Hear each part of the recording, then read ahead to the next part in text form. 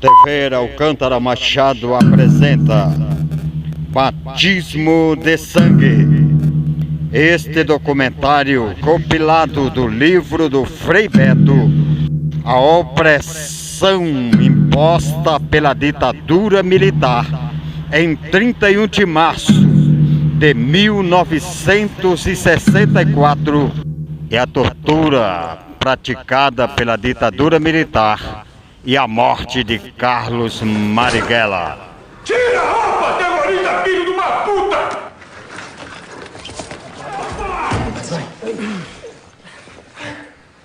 Cadê o Marighella, porra? Como marca os encontros? Fala! Onde é o encontro? Fala, porra! Como é que anda o tempo lá em São Paulo, hein? Como sempre, sujeito a garoas, chuvas e trovoadas. Esse feriado eu tô indo pra Ilha Bela. Conhece? Que telefone, hein? Que telefone, porra! Da livraria. E como é que ele se identifica? Fala, caralho! Não lembro.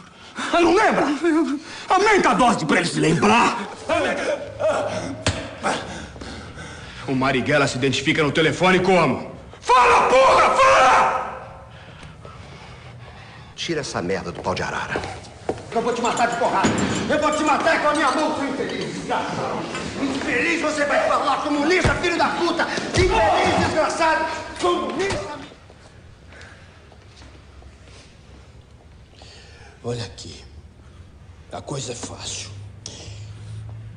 A gente mata você, corta os seus dedos, para ninguém descobrir as impressões digitais, e depois te enterra em qualquer lugar. E ninguém vai sentir sua falta. Nem os seus colegas.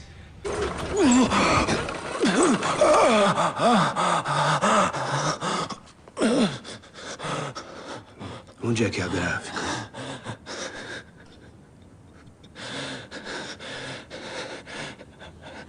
Alameda Casa Branca. Em que altura?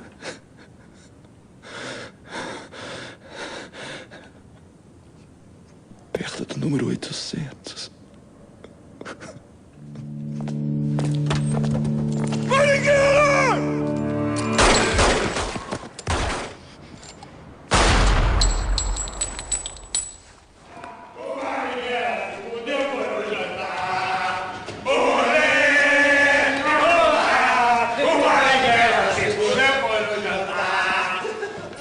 Matamos o chefe de vocês! Cortamos a cabeça da cobra! Foi fácil, hein?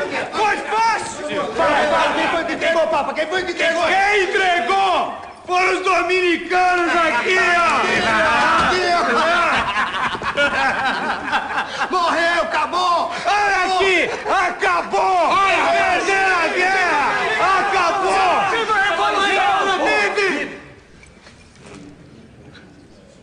Quer rezar pelo professor Menezes? Ele deve estar precisando. Reza, padre, reza! Olha aqui, ó! Olha aqui! Eu estou esperando há exatos 3 minutos. Se embucha logo! Eu sei que foi você que tirou o Câmara Ferreira do Brasil. Toledo, velho, ou sei lá que outro nome esse desgraçado tem. Onde é que ele está?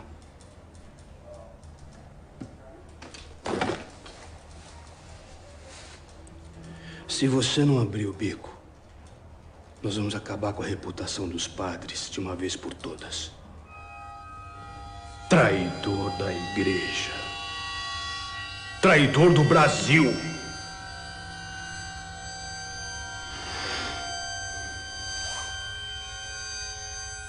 Beija a mão do Papa, beija!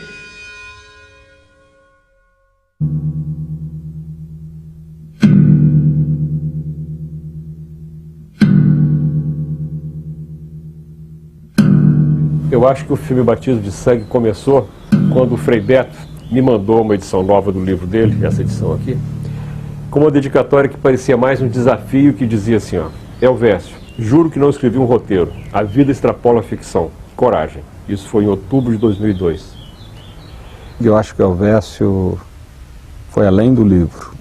Eu fiquei tocado pela maneira como ele conseguiu reproduzir na tela, em imagens, aquilo que eu escrevi no livro. E o resgate que ele faz daquela época, dos nossos ideais, das nossas utopias, da nossa luta, e retratando todo o sofrimento, tudo aquilo que a gente plantou como semente, né, para resgatar a democracia no Brasil. Se hoje nós vivemos num país democrático, claro, uma democracia que precisa ser aperfeiçoada, se deve ao sangue derramado por vários companheiros e companheiras que morreram, foram assassinados, exilados, desaparecidos. E eu percebi então, num certo momento, que eu queria começar a história com o Tito. O que importava era entender esse gesto do Tito. Era entender por que um rapaz de 29 anos, que já estava livre, que tinha passado por torturas, pela prisão, mas que já estava livre, estava na França, por que ele tinha se suicidado. Quer dizer, é um filme onde nós vamos, não sei se entender, mas vamos acompanhar ao longo desse filme por que esse jovem é levado a esse gesto extremo. Quando eu li o roteiro e comecei a conversar com o Elvésio sobre o filme, imediatamente me ocorreu fazer o filme em preto e branco. Porque a lembrança que eu tinha de fotografias da época, né, da época que o episódio dos frades dominicanos ocorreu, da morte do Marighella, era da imprensa. Então era um material todo em preto e branco, não havia registro a cores dessa época. O filme começa, digamos, com a cena onde o Frei Tito se mata, na Europa. Então a gente trabalhou com a ideia de contrapor, digamos, o universo, digamos, a luz da Europa e a luz do Brasil, o calor da época onde o Frei Tito começa, digamos, a sua trajetória ainda no convento dos dominicanos, uma época cheia de esperança, uma vida com uma certa normalidade, e gradualmente as sombras vão tomando conta do filme. Você contar uma história de 30 anos atrás, você não tem arquivo, as coisas são um pouco guardadas, a cidade se transforma muito rapidamente. E a gente contar uma história que se passou principalmente em São Paulo, nas ruas de São Paulo, no DOPS, que era em São Paulo, na USP, na Universidade de São Paulo. Se você pegar um exemplo, Alameda Casa Branca, que é um lugar importante no filme, é onde foi assassinado o Marighella. A Alameda Casa Branca, em 69, na época dos acontecimentos, era uma rua de poucos prédios, algumas casas, alguns prédios ainda em construção. Uma foto muito famosa daquela rua que era tirada pela polícia, eu acho, na época, onde o clima daquela rua é muito nítido, é muito claro. No São Paulo em construção, e eu acho que funcionou bem, e inclusive uma das noites que a gente estava filmando, uma senhora chegou e falou: eu morava na Alameda Casa Branca, é emocionante ver, é quase igual. Eu achei muito legal. A gente teve essa parte, que é também uma parte documental e um tanto quanto difícil, que foi a parte dos policiais, da força pública, da PM depois e da tropa de choque, que são coisas que, como a gente tem as fotos em PB, a gente não conseguia definir as cores. Nas pesquisas, nos museus, tinha informações muito variadas, porque parece que não se gosta muito de falar desse período. Em alguns momentos eu acreditei que eu estava revivendo situações no mesmo local. Em particular, quando se trata, por exemplo, da reconstituição do meio estudantil da época. Muito fiel a esse meio estudantil extremamente agitado, idealista, corajoso e atuante.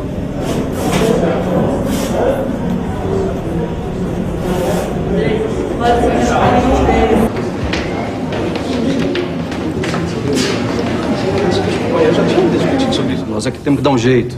Esse congresso da UNE tem que acontecer. Pois é, rapaz, porque a gente conhece o que a gente vê na mídia, na grande mídia, né? Às vezes abre um jornal e vê, época da ditadura e tal. Mas eu não sabia, por exemplo, que os dominicanos estavam envolvidos nisso.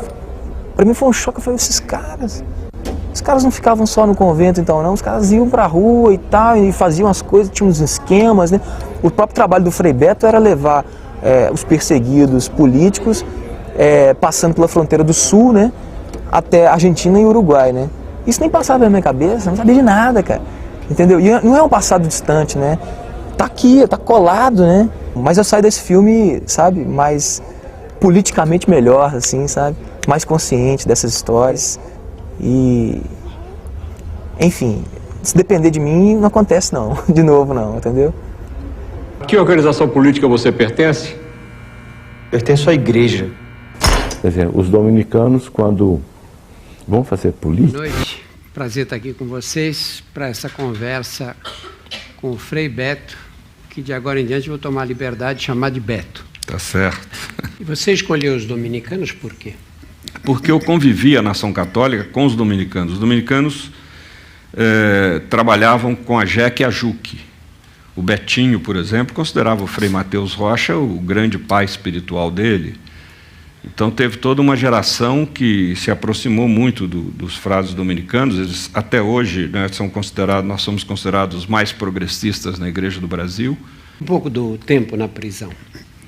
Você foi preso exatamente sob que acusação? Eu fui preso sob a acusação de fazer contrabando de gente, né? Eu morava no Rio Grande do Sul e passava perseguidos políticos na fronteira do Rio Grande do Sul com o Uruguai e Argentina.